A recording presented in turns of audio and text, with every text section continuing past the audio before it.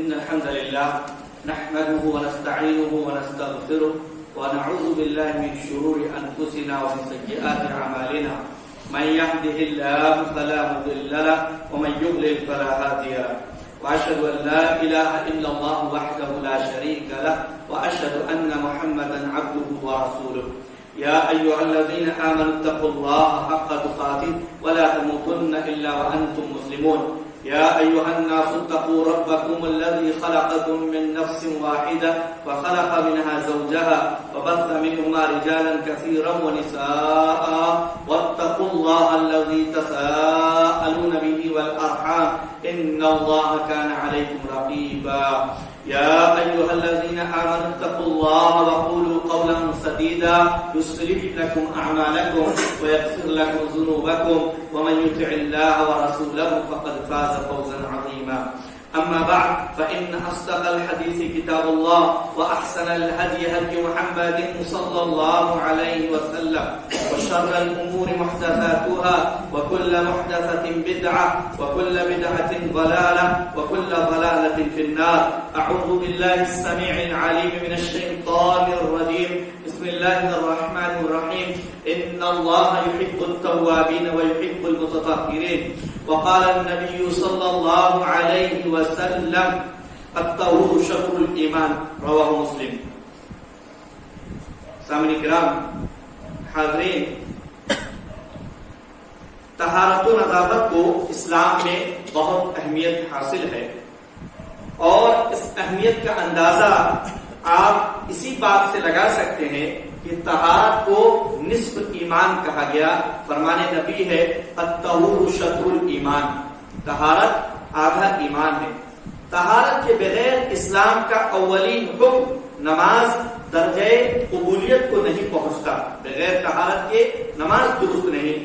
طہارت کو نماز کی کنجی قرار دیا گیا ہے. رسول اللہ صلی اللہ علیہ وسلم نے نماز کے لیے بدن، لباس اور جگہ کی طہارت کو شرط قرار دیا ہے. نماز کے حکم سے بھی پہلے ہر مسلمان کو یہ احساس دلانے کے لیے کہ مسلمان اور طہارت و پاکیزگی دونوں لازم و ملزوم ہیں. کفر سے اسلام میں داخل ہونے والے ہر شخص پر غسل فرض کیا گیا ہے. کفر سے اسلام میں داخل ہونے والے ہر شخص پر غسل فرض کیا گیا ہے، نہانا. اللہ تعالیٰ نے اپنے پیغمبر کو حکم دیا کہ اپنے کپڑے پاک رکھیے اور گندگی سے دور رہیے. جو صحابہ طہارت کا خوب اہتمام کیا کرتے تھے، اللہ تعالیٰ نے ان کی تعریف میں قرآن کریم نازل فرمایا اور ان سے محبت کا اعلانیہ اظہار کیا. اگر طہارت کے لیے کہیں پانی میسر نہ ہو تو مٹی کے ذریعے تیمم کو اس کا نعم البدل قرار دیا تاکہ طہارت کی اہمیت مسلمانوں کے ذہنوں میں بہرحال برقرار رہے.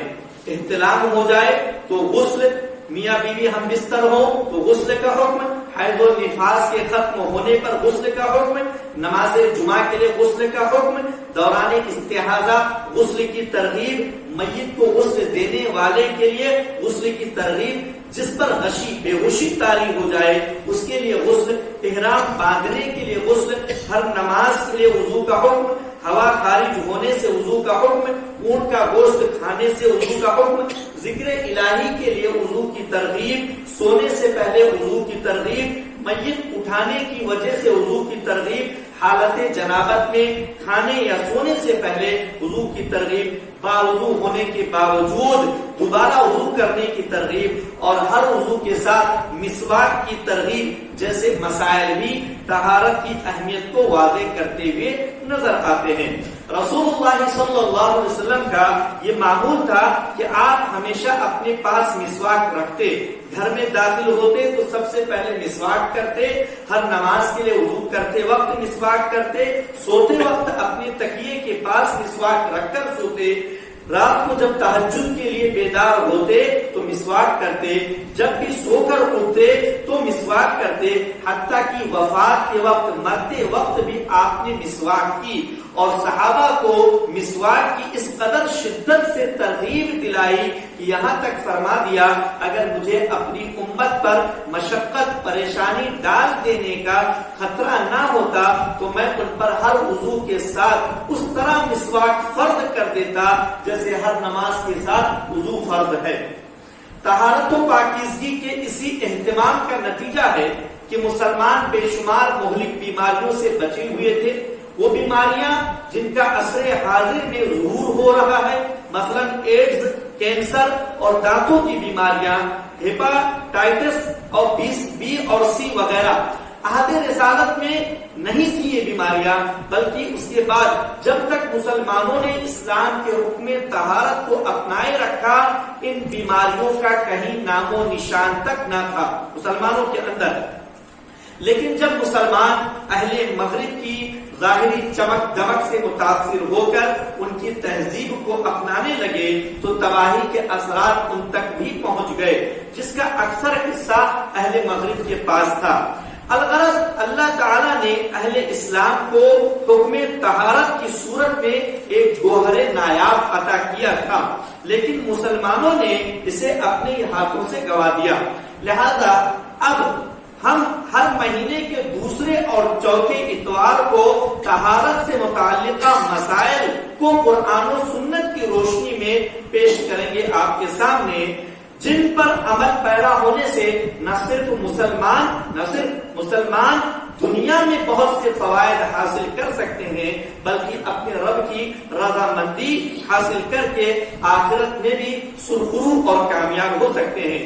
دعا ہے کہ اللہ تعالیٰ اس کاوش کو امت مسلمہ میں طہارت و پاکیزگی کا عنصر پیدا کرنے کا ذریعہ بنائے اور مدرس، سامعین اور تمام معاونین کی نجات کا باعث بنائے، آمین۔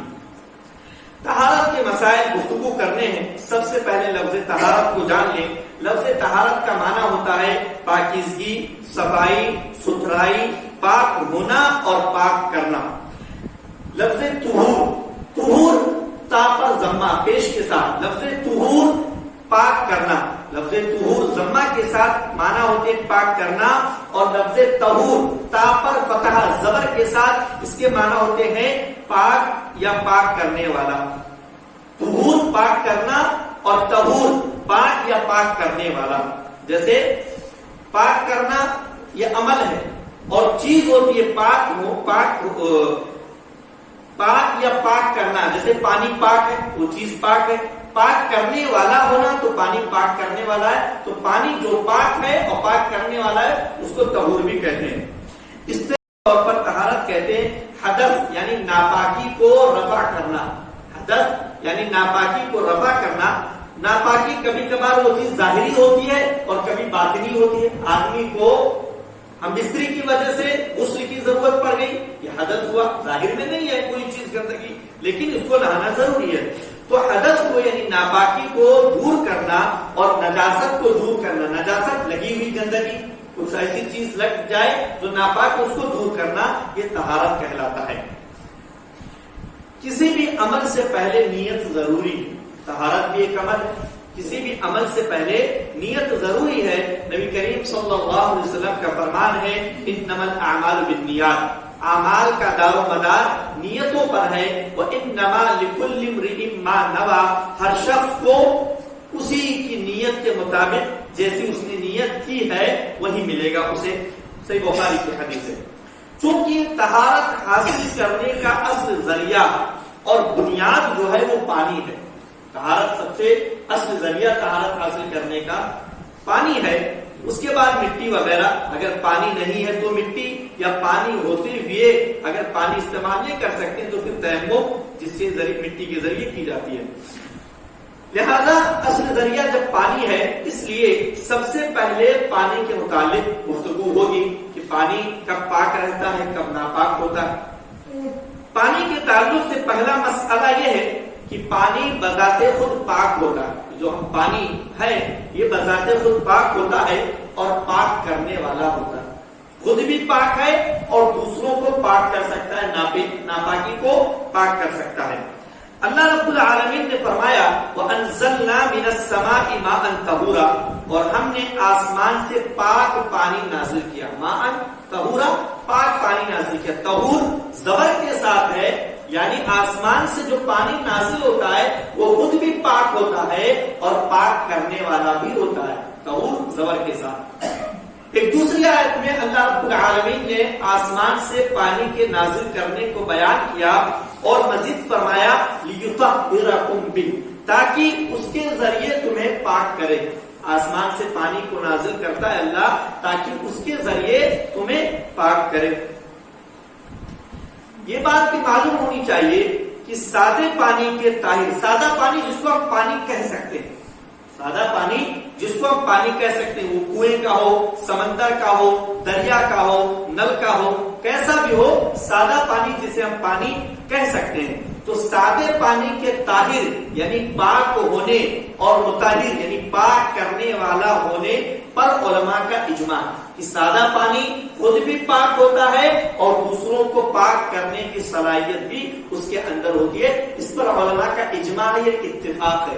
کسی زمانے کے علماء نے اس بات پر دلیلوں کی روشنی میں اجماع کر لیا ہے کہ سادہ پانی خود بھی پاک ہوتا ہے اور دوسروں کو پاک کرنے کی صلاحیت اپنے اندر رکھتا ہے. جو پانی اپنی فطری اور قدرتی حالت میں ہو وہ طہور ہے.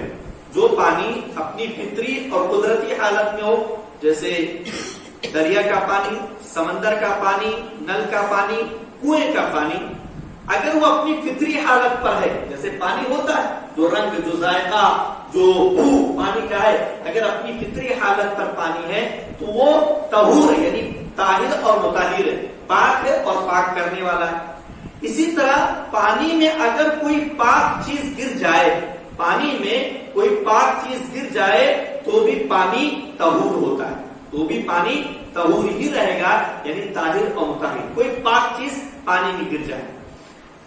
اللہ کے رسول صلی اللہ علیہ وسلم کی بیٹی کو غسل دیا جا رہا تھا تو آپ نے کہا اگر تم ضرورت محسوس کرو، اور باتیں کہیں اس کے ساتھ یہ بات بھی کہی غسل دینے والوں سے، آپ نے کہا اگر تم ضرورت محسوس کرو بماء وسدر وجعلنا فی الاخیرۃ کافورا، اگر تم ضرورت محسوس کرو تو پانی اور بیری کے پتوں سے غسل دو.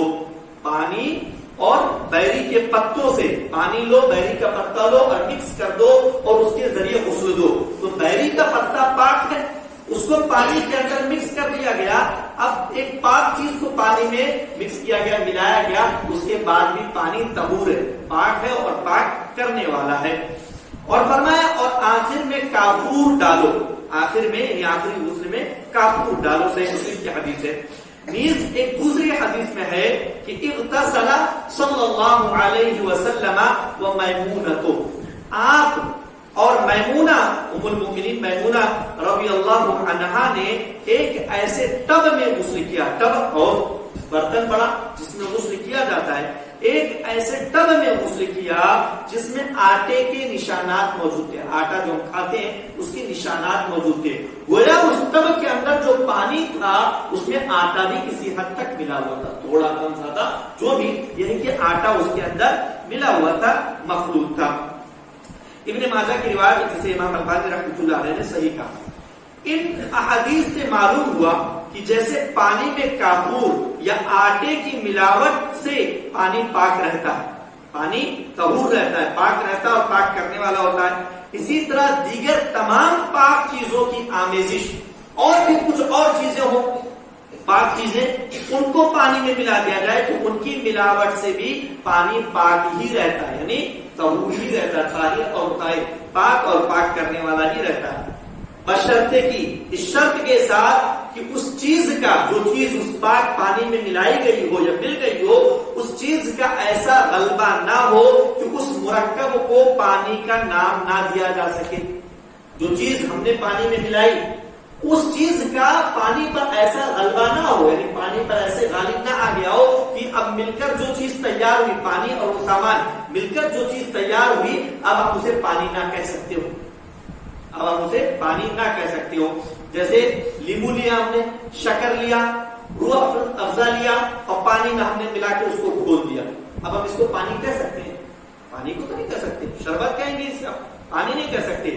تو اب یہ چیز بذات خود تو پاک ہے، یہ جو شربت تیار ہوا اس میں پانی بھی ہے، یہ خود تو پاک ہے، لیکن دوسروں کو پاک نہیں کر سکتا، اس سے وضو نہیں کر سکتے، اس سے غسل نہیں کر سکتے، پاکی حاصل کرنے والا غسل نہیں کر سکتے ہیں۔ تو وہی بات کہہ رہے ہیں کہ اس شرط کے ساتھ کہ اس چیز کا ایسا غلبہ نہ ہو کہ اس مرکب کو پانی کا نام نہ دیا جا سکے، لہذا جب تک پانی پر لفظ پانی بولا جا سکتا ہے اس وقت تک وہ طاہر و مطہر ہے۔ جب تک پانی کو پانی کہا جا سکتا ہے تب تک وہ پانی طاہر و مطہر، پاک کرنے والا اور پاک ہے۔ کسی پاک چیز کے ملنے کی وجہ سے جس پر پانی مائع مطلق کا نام نہ بولا جا سکے، کوئی پاک چیز کسی پانی میں مل گئے، اب ہم اس کو پانی نہ کہہ سکے، مائع مطلق سادہ پانی نہ کہہ سکے، جیسے نل کا پانی ہم اس کو پانی کہہ رہے ہیں، دریا کا پانی ہم اس کو پانی کہہ رہے ہیں، لیکن کوئی پاک چیز اس میں مل گئی اور اس پاک چیز کے ملنے کی وجہ سے اب ہم اسے صرف پانی نہیں کہہ سکتے، صرف پانی نہیں کہہ سکتے کہ ہم اسے پانی کہہ لیں۔ جیسے گلاب ہم نے ملا دیا تو ہم نے کہا گلاب کا پانی، اب وہ پانی نہیں رہا، گلاب کی کچھ چیزیں ملا دی، عرق آتا ہے، اس کو ملا دیا ہم نے تو اب ہم اسے پانی نہیں کہتے بلکہ گلاب کا پانی کہتے ہیں۔ اسی طرح شربت وغیرہ، شکر ہم نے ملا دیا، لیمو ملا دیا ہم نے تو اب ہم اسے پانی نہیں کہتے، شربت کہتے ہیں۔ تو اگر اس پانی پر پانی نہیں بولا جا رہا تو پھر وہ پانی طہور نہیں ہوگا، یعنی پاک کرنے والا اور پاک خود نہیں ہوگا، صرف پاک ہوگا، صرف پاک ہوگا، طہور ہوگا، پاک ہوگا، طہور نہیں ہوگا۔ تو کہہ رہے ہیں صرف ہی نفسی ہی طاہر ہوگا، دوسروں کے لیے مطہر نہیں ہوگا۔ جمہور کا یہی موقف ہے، دلائل کی روح سے یہی بات راج ہے۔ جمہور یعنی اکثر علماء کرام رحمۃ اللہ علیہ مجمعین اور حفظہم اللہ کا یہی موقف ہے۔ تو یہ پانی کے تعلق سے 2-3 اہم مسئلے تھے جن کا میں نے ذکر کیا، انشاءاللہ العزیز اس تعلق سے مزید تفصیل آپ کے سامنے اگلے درس میں پیش کی جائے گی۔